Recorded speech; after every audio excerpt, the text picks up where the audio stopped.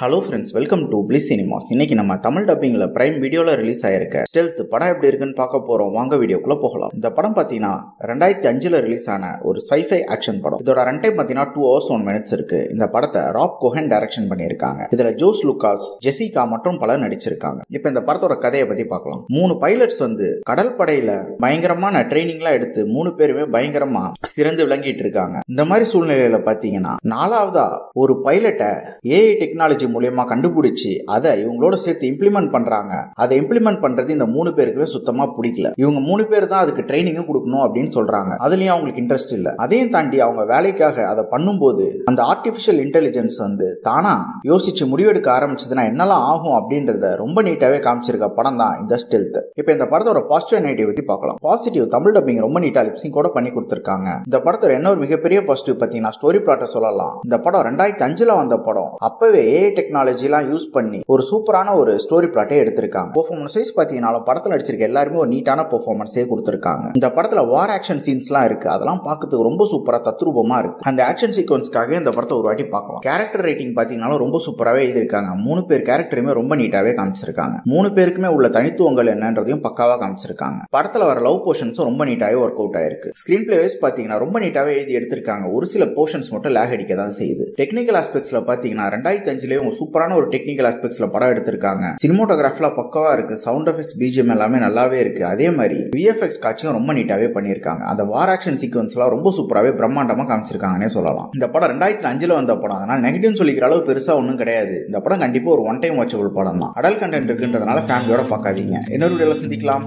Thank you.